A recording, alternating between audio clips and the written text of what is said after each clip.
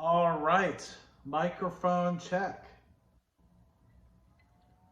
1, 2. Because your body is a porta potty. Okay, let's get into this. We are talking, I'm skipping a month, I guess. I'm skipping a month. Maybe if I get around to it, I'll recap. But we're talking about September 2021 dividends. Long story short, second best month in terms of dividends.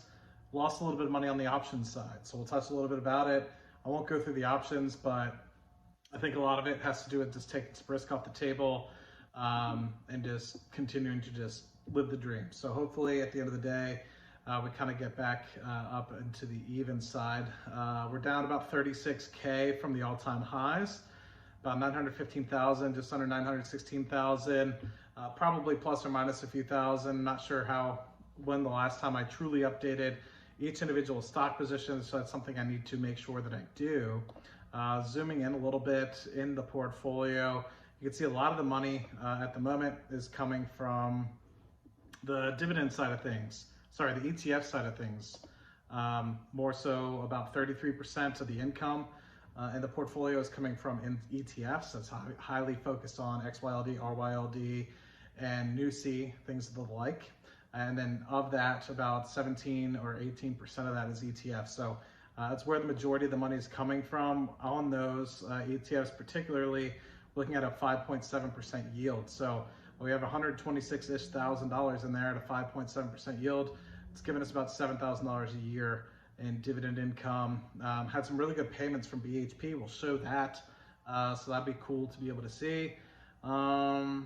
But yeah, it's basically just a balancing act, man. The total yield in the portfolio, $715,000 in the dividend part of the portfolio, or basically the portfolio side that I can actually choose. Of that, we have about a 3% yield. So I think what that is coupled explicitly between stocks that don't pay a dividend. Think your Googles, your Amazons, Palantirs, some high conviction stocks that I have in the portfolio.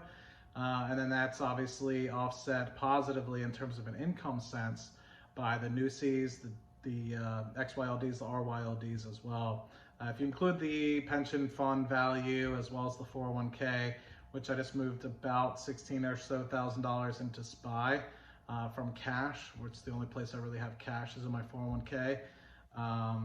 We're sitting about 916,000. So pretty cool. If you look at it from a forward 12-month income standpoint, we're sitting at just under 22,000 or about $1,800 a month in dividend income. That coupled with some of the other stuff I do, side hustle income, or God knows what else you want to call it, we're sitting pretty good. So I think for overall for the month, hopefully all this stuff pulls up.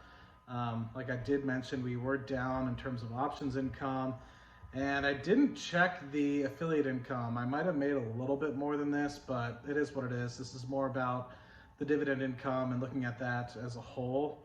Not exactly sure. This YouTube probably below 200 bucks, maybe slightly above 200 bucks, but overall about $8,300 in terms of total monthly income. About $3,000 in dividends, so $2,800 in dividends. The second best month after March of 2021. So I think March 2021, I was investing a lot in QYLD before I started to kind of make it more of like a NUSI and protect my downside risk a little bit as well. So more of a slow and steady wins the race sort of thing. But that is that. $1,200 loss in options income. Shopify we're using to pay bills, so don't really count that anymore. And then the affiliate income was about 6,500-ish. It might have been more. I think if anything, I missed 1 or 2 contracts in here. So hoping by the end of the year, we'll be able to get another couple big contracts that'll hopefully get us out to close to the $100,000 range in affiliate income for the year. But that's not why we're really here, right? We're here to talk a little bit about what companies pay me in dividends. So we're going to talk a little bit about that. So let me zoom in quickly for everybody here so your eyes aren't squinting too bad. Maybe one more time here, 200%. Woo. Thank you for your patience. And if you guys are interested in the spreadsheet, I have plenty of videos on the channel to show you how I build it from scratch, or there's a link in the description. Go to chartmaster.com, be able to buy it. If you have any questions, just let me know. So BlackRock, 34 bucks. So I have like 8 shares of BlackRock. BP of about 700 shares. Pay me 245 bucks. And that one, let's just see. J&J, 214 bucks. I have 200 shares of that. NUSI, you're getting back up to the 400-ish range. So we're at 357 for that. Hopefully in the coming months, we'll be able to get it up to about $400 again, but I'll be focusing on my XYLD position. Continue to have $100 a month from Realty Income. Excited about that. Pepsi's also 200 shares that I have of that, so about $218 coming from that bad boy. We have RDSB. I think I have 500, 400, a couple hundred shares of Shell. I honestly don't remember. Doing well. They raised the dividend, so that means, of course, that I see that going from 195 last quarter to 272, which is nice because we did have a huge dividend cut last year, so helps offset some of those losses associated with that. RYLD, we're up to about 11 bucks, and I think just based off of the amount of money I've invested, actually I made some investments today, so that's not included in here, but it is what it is. For September, 11 bucks for that. Hopefully get it up to 21, 22 bucks monthly going forward. Stag Industrial, about 75 bucks, so that's nice to see there. Wells Fargo, a $200 check that doubled from last quarter, just based on the fact that they went from 10 cents a quarter to 20 cents a quarter, hoping that they get that back up to close to the 40, 50 cents a quarter range. That'll be nice. But currently going to be looking at about 800 bucks a year, up from about 500 or so this year, which would be nice. XYLD, we're at 45 bucks for the month of September, hoping to get that back up to 70 bucks for next month, so keep in touch with that.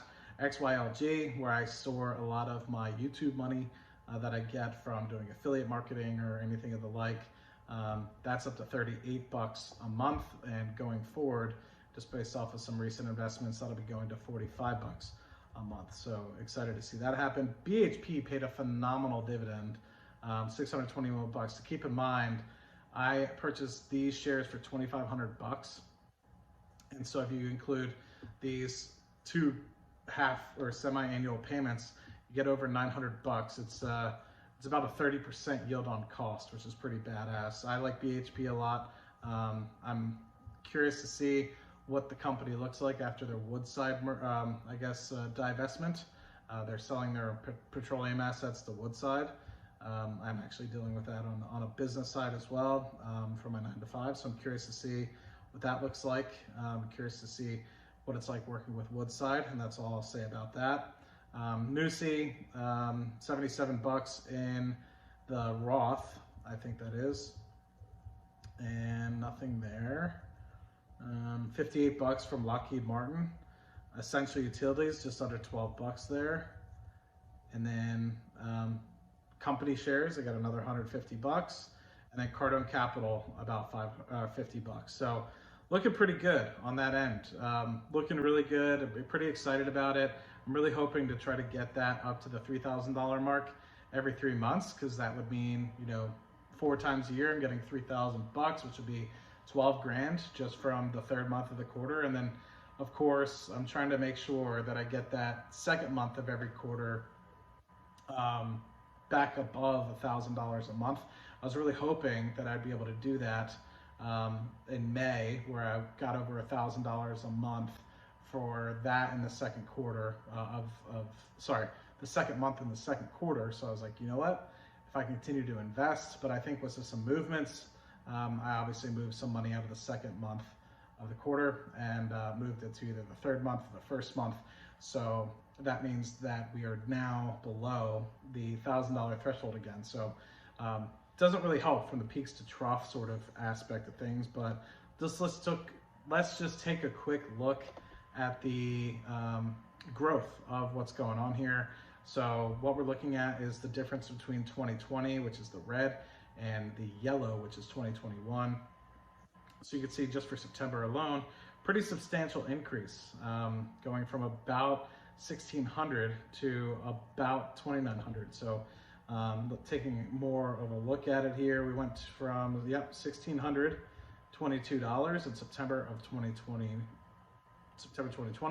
to $2,800, which is looking pretty good. That's a 72% increase year over year. I need to double check that I have all my ducks in a row for 2022, because at the moment it's showing a -3, which I doubt. I'm sure we're going to go up next year.